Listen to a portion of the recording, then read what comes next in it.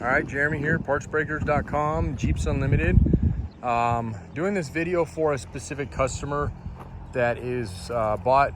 You know, this is a good opportunity to take and just make people aware. If you're looking at Jeeps, especially these pretty much anything prior to JKs, which is the 07 model, and even those you still have to be careful with. Auctions are notorious to do this, so don't think just because you're buying it from a big company they're going to be super upfront on things. And really what I'm illustrating here is rust. Not with this Jeep, but the customer's Jeep, which is actually up front. But so if you're watching this video, I am making this specifically for our customer, just showing them what we have right now. Basically, they bought a Jeep Wrangler TJ, and again, this is not something that just, you know, happens occasionally. This is something I see and I hear about constantly. There was just a guy in here the other day, almost exactly the same situation, which is they went out and they bought the Jeep at nighttime, and you know, you can crawl underneath the best you can, but unfortunately rust is one of those things that if somebody's trying to hide it, they can do a pretty good job of hiding it, concealing it. It definitely shows up pretty quickly after, especially if it was a paint job that's covering it up, or caps, and yada yada yada. So really what we wanted to try to find, and we're really busy right now, so it's taken us months to get on this thing if we get our approval and move forward on it. But it had to meet a couple criteria. It couldn't have been wrecked. This one's missing a tire on the other side, so it's sitting a little lopsided, but not wrecked. And then we wanted to find one that if we ran a Carfax on, that it's always been in Colorado, Nevada, Arizona, California, Utah for the most part, some of Texas. You know, you got to be careful, even the coastal states, even California sometimes, to be honest with you. So this one happened to be a Western Slope one, which is great. We're a high mountain desert up here. We don't use any salt on the roads. I use mag chloride, which doesn't do anything to metal. Well, let me rephrase that. It does nothing to steel, but it definitely doesn't like aluminum. Aluminum doesn't like it. So, but for that, we don't really care on that. So, anyway, we were looking for a clean tub. We still got to pull a few things off on this one. And we're looking for something similar year. There's a couple differences they did on tubs. We can use a later tub, but there's some modifications required, and we were trying to stay within a certain price range to do this. And what she wanted, or what she needed on her Jeep, was essentially the frame. The frame is absolutely toast on hers. And then, of course, the tub. So if you find yourself in a similar situation, or if you're looking at a Jeep and it's got a bad frame, it's got a bad tub, feel free to call us. I can get you quoted out depending on the year, depending on the motor it has in it, and give you an idea on what you should be paying for a Wrangler with those issues, because of what is going to be involved with the swap, the costs associated, and the labor possibly as well. We don't do these very often, but there's not a lot of shops that do. And so we kind of took it upon ourselves to say, look, if you're okay with being flexible on time with us, we'll get into it. And my mechanic literally yesterday, which is phenomenal, kind of a savant guy, very quiet, but very good guy. And we love him out here. His name's Jerry. Asked me yesterday, hey, you know, she ready to get started on this thing? And I had reached out a few weeks ago, and I'll reach out to you here soon just to make sure. But you know, it's a big endeavor, a financial endeavor, as well as time, and time has kind of already passed on it, so that's not a big deal. But as far as that goes, you know, we just want to be on the same page and whatnot. So I'll go over it with you and show you. And this is pre-washed, so I mean, this thing's still got some dirt all over, as you can tell. So we'd like to clean the tub up for you a little bit, get it washed out, and just show you, you know, indeed, that there's not going to be any hidden rust on it, which, you know, if we get into something, and it's just like a pre-dismantle video when I do those, where we pull this roll bar, for example, which very well could be hiding something, or these liners back here, they like to hide stuff. We pull those and we get into something that's rotted, we're just going to ditch this tub and go on to the next one. As far as that goes, so the dash will be swapped. So essentially, if you're wondering, you know, what it takes to do this, you know, on the up and up for legality, VINs and stuff and whatnot, your dash is attached in a few places, but the one that's permanent is this guy up here, which is attached to your dash. So the dash will be switched over in this case, and depending on the state you're in, that will depend on if you need to have it taken in. It kind of completely depends on you personally. I can't say you should or you shouldn't necessarily, but you know, it just depends. I mean, a lot of people just do it and then nobody knows the difference, and then some people call and they, you know, really dot their I's, cross their T's, want to make sure everything is maybe for insurance purposes or whatnot. So, you know, in that case, you know, maybe you do take it in, but regardless, the dash is going to be switch, which is containing the VIN on it. And, you know, we don't sell these. People call daily and ask to buy, and I don't want to get into it right now, but they call and say, can I buy a VIN and a title? We don't not, first off, it's highly illegal to do that. We can't even tamper with these. So the dash itself, okay, that comes out, this stays put, they're messing with it, right? You're kind of, you know, I mean, again, you can probably get away with it, but the one time you don't, this is a felony to tamper with this guy and pull it off and replace it on maybe, you know, again, there's reasons that they don't want people doing it. Clearly stealing something is one of those reasons, but you know, body shops, collision, when there's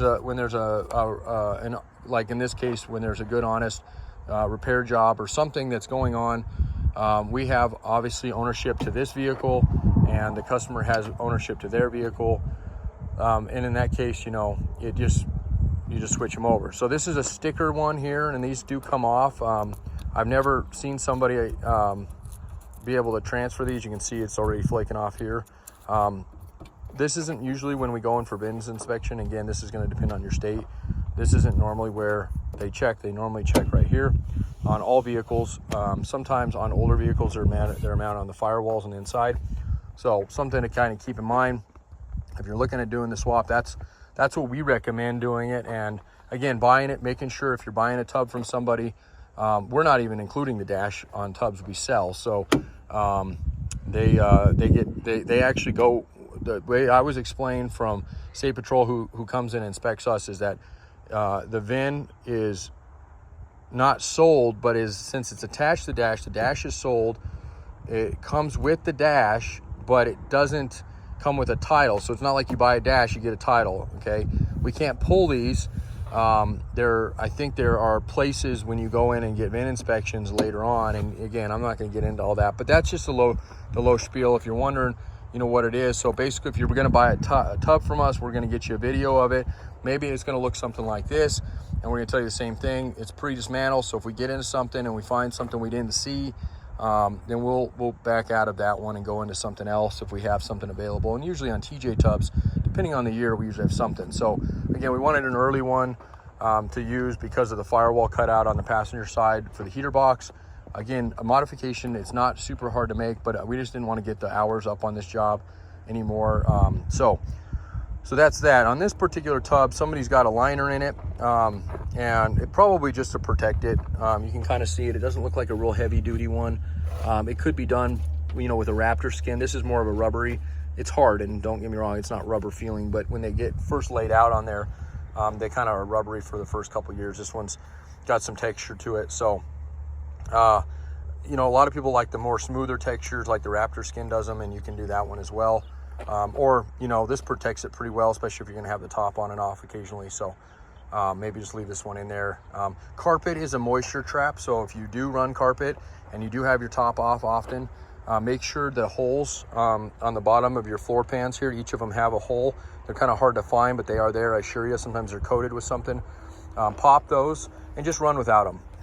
Or if you're not gonna run without them because you're afraid of something getting up in there, maybe a snake or something, which trust me, I've seen before. I've seen some really weird things in 18 years. So get it, totally understand. Just make sure that if your top's off, you know, you're popping those, because that carpet, even if you're not around rust, that carpet will just soak in and it will eventually rot your floor out. So, all right.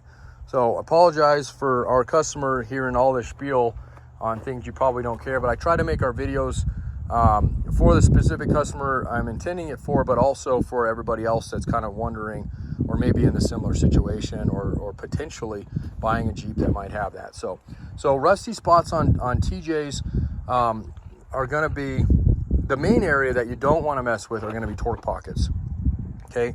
And that's going to be up underneath where the frame mounts to the tub. And you're not going to see that unless you pull those body mounts, or if you lift it off. You can sometimes start seeing them collapse. I'll show you what I'm talking about here on this one. okay. So this thing's got a good amount of mud under it. So most of this, we'll get all this clean and make sure there's nothing under it. But torque pocket's here, and this one, there's nothing there I can see. But again, until we get this pulled off of here and make sure that the pocket itself, which is the torque pocket, right, isn't starting to collapse or starting to have cracks in it. Little bit's okay, but you really don't want much there, if anything at all. And then make sure the bolt comes off, doesn't break off. That can be a total pain in the ass. This is like this is a huge torque pocket, right? We call them channels, torque pocket channels. They go all the way down to the length of the tub, and really are the main supports on these guys. So we want those to be really clean, especially for us doing the job, or anybody for that. But I mean, those are, you know, it just makes your life way easier. So, and then the frame, of course, this one's got a couple marks on it. Probably had Nerf bars mounted up there, but yeah, there's one there and one on the back there. And usually those, I hate those things. They weld them on. This one was they cut it off pretty clean, but we'll clean that up a little bit, just because it's just metal on metal, and sometimes I've seen holes there and whatnot. So, but this frame itself, although super dirty, if you look at it, and I just like showing, I mean, this isn't going to show you much, obviously. We still got to scope this guy, which is have to be off to do that, so we can run down the front and the rear. But you can see this is nice, clean factory paint still underneath all the grime and dirt. And then the other thing we'll do is, just in case, I mean, it obviously is squared up now. It looks straight. Doesn't look like it's been any accidents. But we'll still put in our jig and make sure these guys are straight, because at some point it could have been in a fender bender. And they're pretty stout frames, but they will bend under certain areas. There's a couple areas on them, but these are factory on the early ones for steps. So you're going to see that. Matter of fact, you can see it on all of them, but they're different designs on some of these, excuse me. So the big area on TJs to look for, and see, that's right where that Nerf bar mounted. So it's got a little oxidation on the outside, but any of this material here is from the bar itself. So we'll get in and make sure there's no soft points in this. We have on the end of a air hammer. Again, we get real thorough with these. Anything we see, something like this, we'll hit on it with these little needle, I can't remember what they're called, but anyway, they'll get in. If there's a weak spot, it'll punch right through. And obviously we don't want to see that, but this is more likely, what we're seeing, anything here is material from the actual Nerf bar, which is a little bit of the welded material still left there. So I don't have any anticipation that being a problem at all, but again, if we get there, we'll get there. And then of course, on a Midwest or East Coast Jeep, you're going to see a lot of rot in this area. For whatever reason, the frames on TJs really go bad here. And this is where a lot of the cap kits they make, if you're buying a TJ and you see something weird, like this is a Nerf bar, but if you've seen like a line where it looks a little bit thicker, like this is thin but the back is thick here, it's probably got a cap on it. And that really is just a band-aid. I mean, you're essentially capping rust, because they don't want to take out more material and take out the rust. They're just trying to reinforce the weak spot. So literally they clean it up the best they can. Usually treat it with some Rust-Oleum or some sort of rust neutralizer paint. Then they literally weld in a cap, and a year later they're rusted out, and that just does not work. We tried them a few years ago, and it just absolutely loathed. They were a pain in the ass to work with. They were hard to align afterwards. And then 2 years later, the guy's Jeep was rusting again there. So we just went to all frame swaps at this point for sales wise, and if we do the job, it's what we insist on.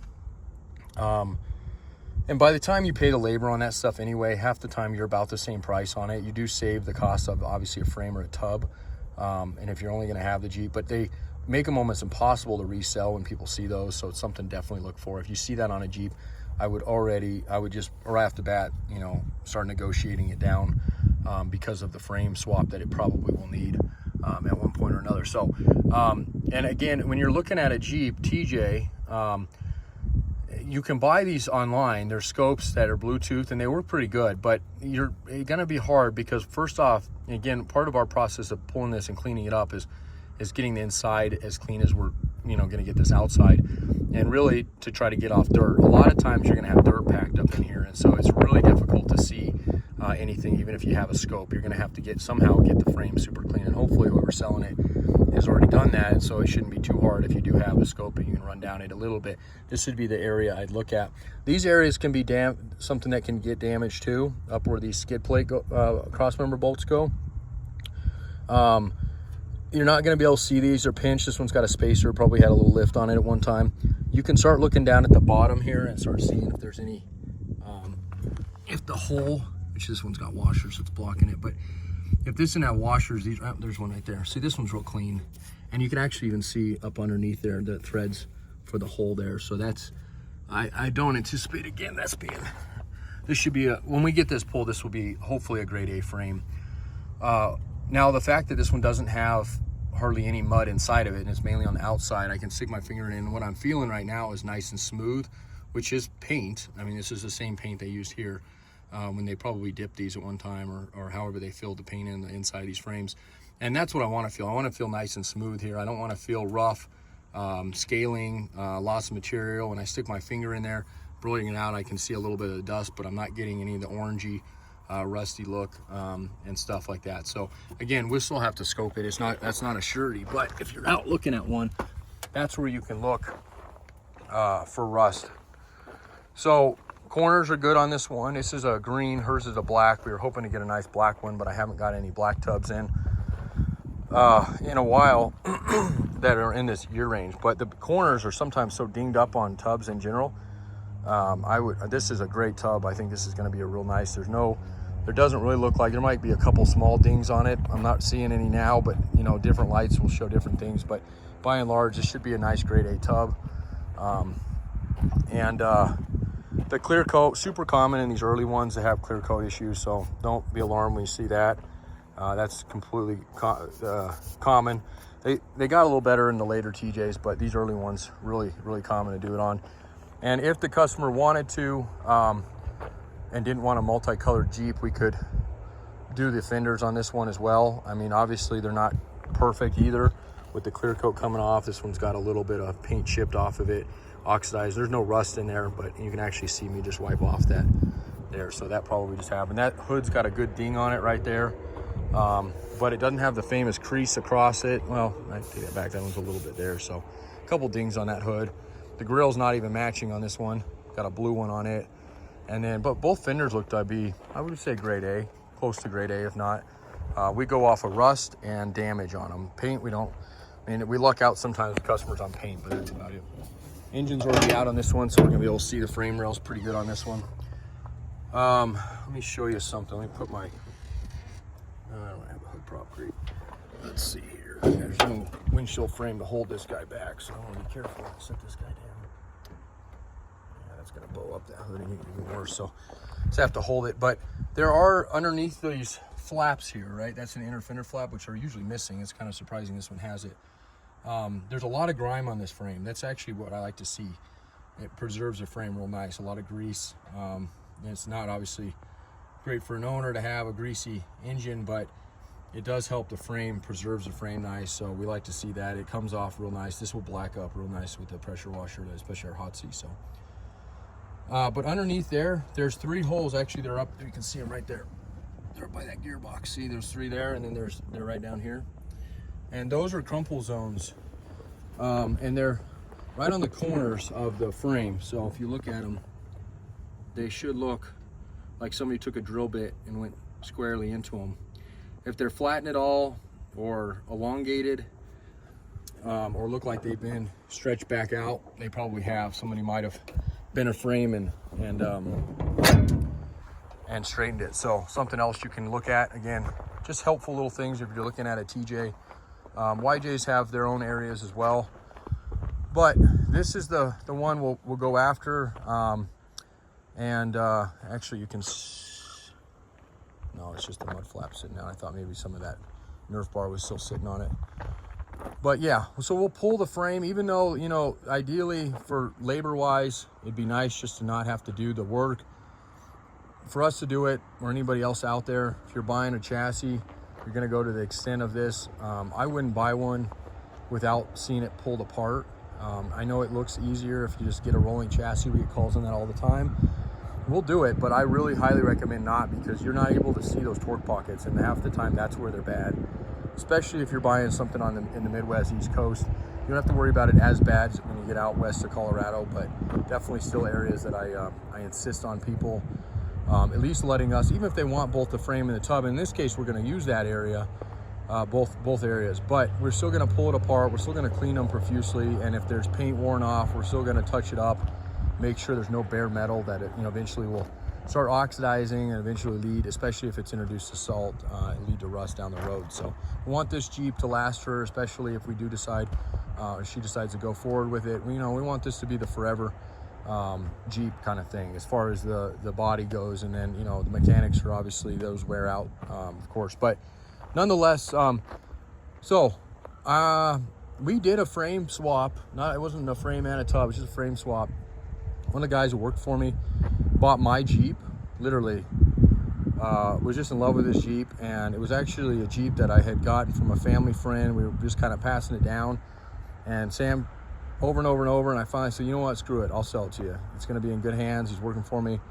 And a week after he bought it from me, down at an intersection just south of us, got T-boned by a semi. He's lucky he lived. I'm going to go into the details of all that, but the semi basically ran over the front end of his Jeep. The trailer did.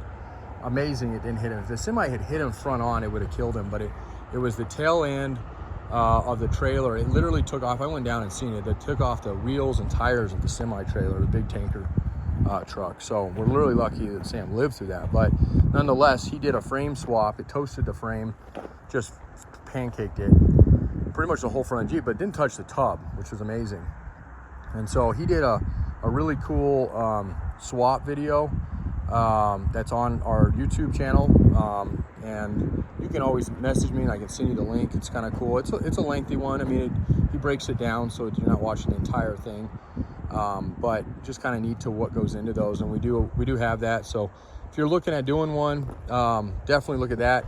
And then lastly, do you need a lift? We get that question all the time, to do a frame swap or tub swap or both. And you don't. Clearly it makes everything easier having a lift, but actually the first part of this whole project is not something you even use a lift for. It's usually the end of it that makes it nice, or the very beginning, to drop axles or stuff like that out of it. But just a good set of floor jacks that go up fairly high. And what I always tell people, if you're doing a tub or a frame, doesn't matter, either one, you just get it weight off of whichever one. The tub in this case, pull it, get the weight off of it, and really just roll your chassis right out from under it after you disconnect some wires. So okay, so I did another video yesterday, and I went through our Wranglers, and I'm not going to go into all that because there's a lengthy video on just inventory. We've got 30 Jeeps in, Wranglers and TJs, mainly Wrangler YJs, in the last 30 days. So we got a ton of inventory finally. We were sitting kind of low on our Wranglers for a while. The Cherokees seem to kind of flow in all the time, so the Grand Cherokees and Cherokees, but the Wranglers. So if you need other parts, need another frame, I have an 03 to 06 frame. That one will be available, or if not already listed, that one will be listed here soon. And then of course, if the customer doesn't decide to go forward with this frame or tub, then these will be available as well. And this one's the hardest one to find, the frame wise. The tubs are hit or miss, but these frames, these 9702 frames, and if you've been looking, these are the ones that are, you call around and they don't have usually. And then if they do, it's a big yard, and they don't know, it's questionable if it's been or not, because they mainly buy wrecks. So most of the stuff we buy in here are not wrecked. So 9702, so this one will be available, and it's a 4-liter, makes it even harder, although the 4 cylinders are just as hard and whatnot. So just keep that in mind. Just because I'm making this for a customer doesn't always mean that we end up going forward with things. So if you're looking for a frame and you happen to see this video, give me a call, and we can get either this one, or possibly if this one does end up selling, or does go for this project, we can get you something else. So again, my name is Jeremy, here in Grand Junction, Colorado. We freight all over the country. Matter of fact, check this out, kind of an interesting thing. There's a Cummins frame over there and a YJ frame over there, and then a handful of other parts they needed. That Cummins frame is massive. It's 235 inches long. It's that one right there. And then the YJ frame's 12 feet, which is what these guys are. We're shipping those things to Fiji. So it's $8,000 in freight. It's crazy. It just didn't make much sense, but parts, you can't get them over there. So I understand it. That's not obviously how much the parts were. Parts were half of that, if that, and they had a handful of other stuff. So, and my point is, we ship these things everywhere, and a lot of times I'm running parts to East Coast, West Coast. So you might meet me in the future. Otherwise, we'll use a hot shot, and yeah, I think that's it. Thanks a lot. 303-666-9020, partsbreakers.com, and look forward to talking to you.